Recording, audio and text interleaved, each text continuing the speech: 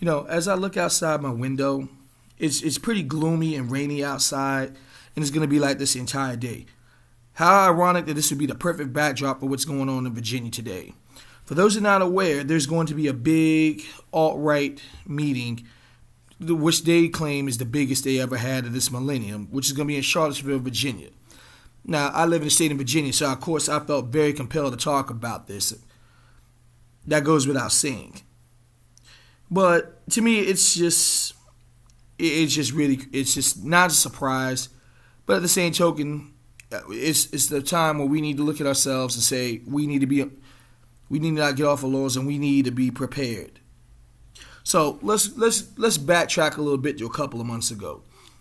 Back in May, there was a protest in Charlottesville, Virginia, about the removal about the Robert E. Lee statue being torn down at Lee Park, and there was protest there. This is where they first made noise, and this is with Richard Spencer and his cronies, so to speak.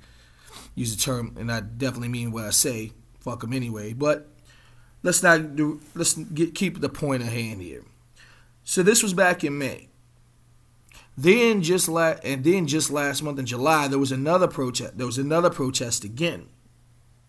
And now here we come today, August 12th, 2017, as right now as I'm speaking to you, 7:58 a.m. in the morning, which means probably in a few hours things will get on the way, because I highly doubt the rain is going to stop them from doing what they have to do. And there will be another. Now, to me, as far as I'm concerned, it would be poetic if it wasn't so fucking sick. When you think about it, Virginia is actually the heart of the Confederacy. There's no other way to really describe it. I mean, ever since the settlement here, the very first settlement here was in Jamestown, 1609. I'm not going to go into a brief history lesson about it, but you kind of get the idea where we're going. From that point on, once the colonies started getting formed, our fates were pretty much sealed. But I just trying to collect my thoughts about it. I was very disappointed the first time back in May, because I remember I couldn't help but say to myself where are all the people who were standing up to not let this shit even happen? Now, don't get me wrong, there's some protesters, white and black, that were out there who were against this whole meeting taking place, and I guess that's fine, I guess. But we have to look into proper perspective. The city council now, as far as today, back then they were not going to let them have another rally. This will be the third rally, and as Torian Rain pretty much put it, this has now become a stronghold for white supremacy, and he feels like it's just now. And even though I agree with him there, I wouldn't say now. I would say back then when it was settled back in 1609. Again, the heart of the Confederacy. So, basically the council around this point was not going to let them come back. And what they decided to do, but of course, the alt-right rally, managed to actually get a permit, and they're basically stating their First Amendment, their right to free speech. They're flexing their amendment rights. As far as I'm concerned, I feel like this. Yeah, you have a right to say whatever. You have freedom of speech isn't free. Sure, you have the right to say what you want to say, express yourself how you want to express. But understand, depending on what you do, there are consequences to what happens, depending on what you say. So there's always a price.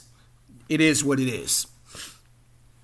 So originally they were going to be banned, but they was going to keep the rally going, and this could have probably turned ugly. Which, hey, the day's not over yet. Remember, it's only 8:01 a.m. in the morning now, so we'll see how that goes. I'll be paying attention all day to see what's going to happen. But I get to the point here. If we have to sit here and really plan ahead, now the council had this wanted to cancel, but just maybe a couple of weeks ago, I want to say maybe 3 weeks, 2, 3, maybe a month ago, they made a decision that they said, okay, you can have the rally, but it can't be at the park where the Robert Lee statue was torn down. And by the way, that park is no longer called Lee Park anymore. They changed the name to Emancipation Park now. So now they're going to another park to do this protest, which is at, want to make sure I got the name. Want to make sure I got it correctly. They're moving it over to another park, and I'm trying to make sure I can find that. Make sure I can actually find that park. And I just saw it somewhere.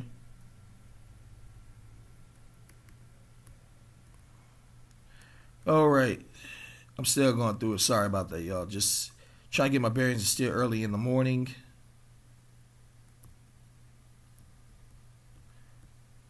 Let's see. Oh, McIntyre Park. Sorry about that, y'all. Just had to make sure I get the name of the park right. So that's where it's taking place. As a matter of fact, it was in a news conference just this past Monday where the city manager, Maurice Jones, said where it would take place at. And he claims that the decision came after Kessler indicated that more than 400 people will be attending the rally. So, which is estimated amount of the original permit application. But of course, in a very same state, the government feels like they have no more central duty than protecting life and the property. Given the sheer numbers predicted, the city manager is right to conclude that this event is incompatible with the dense urban location of Emancipation Park, right next to our downtown mall, Singer said in a statement. However, at McIntyre Park, the voices of all can be heard in a way that's consistent with our duty to the public. Oh, great. Pretty much it's just PR fluff. Try to keep this stuff out of there.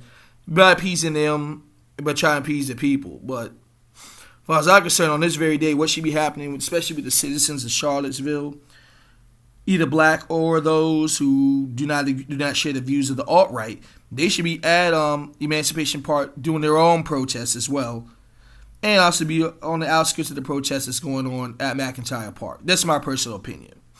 Now, sorry, still bearing my thoughts here, still early in the morning. So now, I don't know if the rain's going to wash it out. I highly doubt it. This thing was already set in motion. It's probably packed. But I did find it interesting, though, that there was a lot of not so much issues, but interesting moments that happened during the get ready for this rally that's going on. Airbnb actually was started to cancel accounts of anybody who they feel might be tied to the alt-right or share their views. I guess they found out being connected to Facebook. I never used Airbnb. I couldn't honestly tell you. Now, I find it ironic because I remember a while ago, Airbnb was in hot water for discrimination.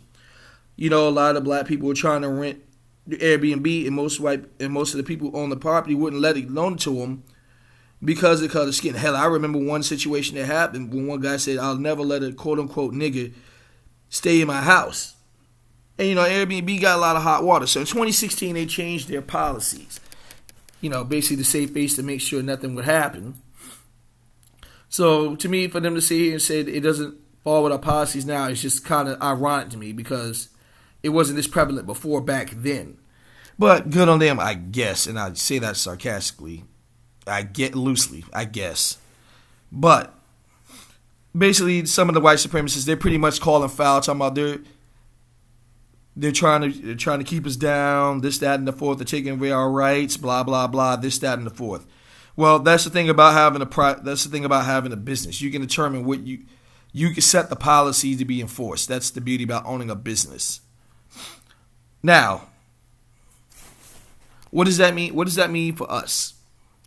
Well, like Tony Rain said, he feels this is a stronghold, but to me, Virginia was the stronghold of white supremacy since 1609, as far as I'm concerned. But I feel where he's coming from. Now, with us, I'm a little. I feel like this would be the time we shouldn't be resting on our laurels. We shouldn't be taking it easy. We shouldn't be shucking and jiving around. We need to be thinking ahead. These are some of the worst times. And I'm not talking about just Virginia. I'm talking about just in general for all African Americans. We're not in good space. You got Donald Trump in office, Jeff Sessions, which he was a couple of hot water a little while ago, and other various factors. Ever since Trump has gotten office or was elected, they've been more emboldened than ever before, and we can thank good old President Obama for that. And yes, just for y'all to know, I'm never going to stop shitting on President Obama, Barack Obama. He pretty much set the wheels in motion for this to happen. So I'm never going to sit here and ever talk good about the man. It's just not going to happen here. So you can go ahead and just put that out of your head. But, like I said, this goes back to economic practice. Now, in Charlottesville, what could have happened to avoid all of this? True, you do have freedom of speech, But we all know this has been African Americans. This has been a whole different story. But I digress from the point. And it goes back to we need to be getting people. We need to be getting people in office who actually serve our interest. By our interest, I mean actually African Americans. Anybody who spills that, I want to do it for all minorities. They're by them using the keyword minority, they're sitting here saying they can avoid the issue about doing stuff with black people. That's what it means. Let's just cut it for what it is. It's always been that way. And us, we got to wake up. But getting back to what I was saying, we need to make sure we get our own people in office. Charlottesville could have done this. Having people in the council is one thing, but to have a filibuster is even better. And to have a caucus is definitely better. I can guarantee you if there was a caucus out there in place, things would be a lot different now at this point for Charlottesville. It would be a lot different.